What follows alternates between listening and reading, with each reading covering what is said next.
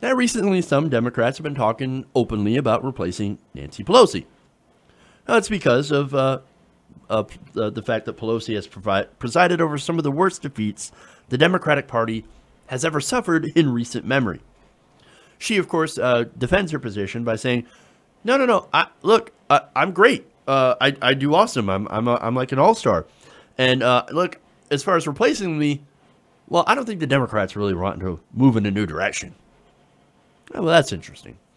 Now, that's interesting considering the Democratic Party right now is extremely unpopular, especially among millennials and independents.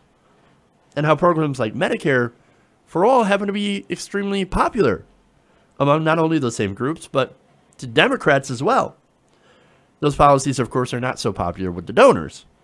And since she serves the donors, Pelosi, she has come out against these policies. So yeah, as far as Democrats not wanting to go into a new direction, you're actually wrong.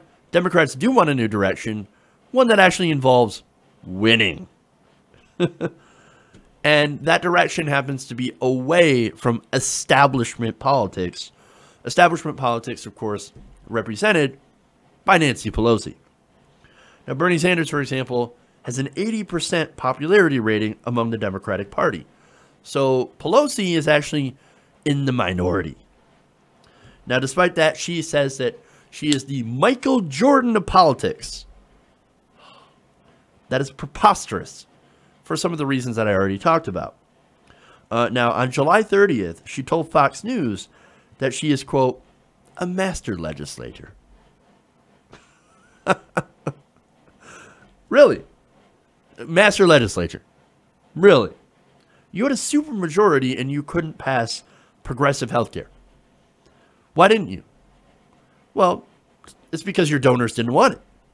No Medicare for All, no public option, just right-wing heritage care. That's what you passed. It's because your donors wanted to. And you didn't get any Republican votes. And what have you done afterwards? Master legislator. Nothing. Nothing. In fact, under the Democrats, under her leadership, and the Democrats in the House, they lost seats. And you know what?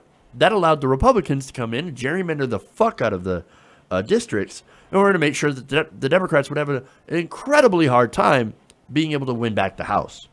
So, way to go. Master legislator. If you were a master legislator, you would actually put up populist progressive policies on the House floor and actually make Republicans go on the record voting against Medicare for All. I'd do it. And look, that policy, it polls at 60%. Now, what does she think about populist policy? What does she think about Medicare for All? Well, during a CNN town hall in February 2017, she told a millennial who supported Bernie Sanders, quote, we're capitalists. That's just the way it is. And that's in response to a question of why Democrats do not embrace populist policies. Also, she said, you know what, the country, we're just not ready for single payer. We're not there yet as a country. And if that involves any sort of government-run healthcare, well, I'm just not in favor of that. She didn't care about winning. All she cares about is pleasing the donors. Now, let's look at the real reason Nancy Pelosi is in her position. According to fundraising data, she's raised $25.9 million so far in 2017. Now, she did it, of course, by hosting over 100 lavish fundraisers across the country. And not only that, but she's used her super PAC, the Nancy Pelosi Victory Fund, in order to raise money for both herself and the DCCC. Now, that fund, interestingly enough, is very similar to the Hillary Victory Fund. Now, I talked about the Hillary Victory Fund, and there were a few problems with it. Now, what this Victory Fund is that it's a joint fundraising committee with the DNC, which Politico reported was used to essentially launder money for the Clinton campaign.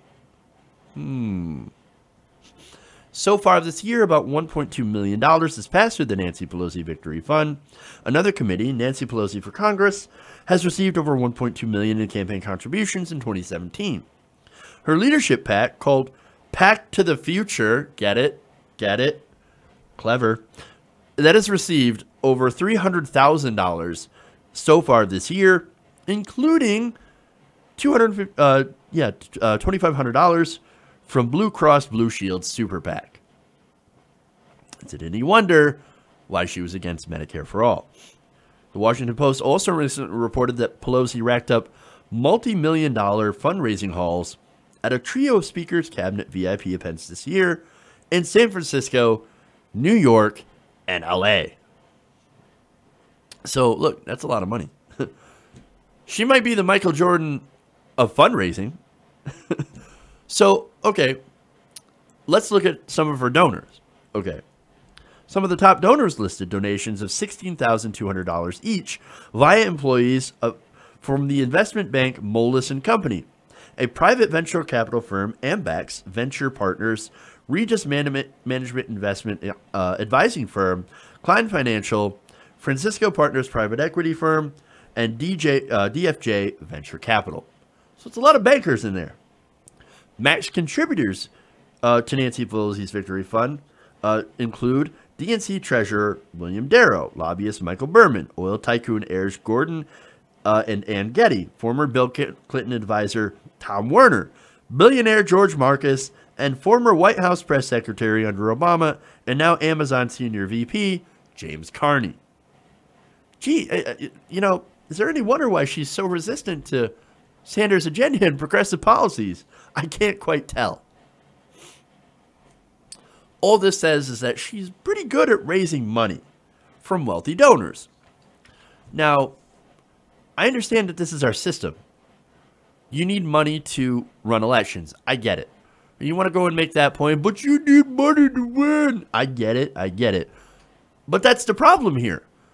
Personally, I don't have anything against Pelosi, but I don't think that she represents the base. I don't believe she represents Democrats. I think she represents the corporations.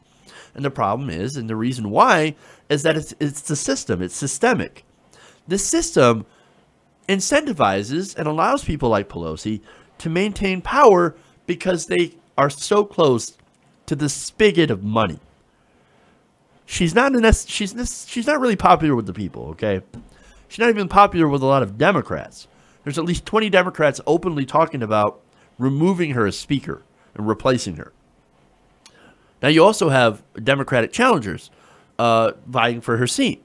You've got Stephen Jaffe, who is actually going to primary her from the left. And you know why? It's not because we hate her as a person, right? It's because Democrats are tired of losing elections because there are neoliberal corporate shills like Pelosi being in the leadership and dictating what kind of policy gets passed or introduced into the House. Democrats, as well as a majority of the American people, and even a lot of Republicans, they're tired of corporatism. And they want real policies.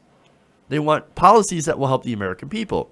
And a lot of progressives, like myself, want Medicare for All, free college, a living wage.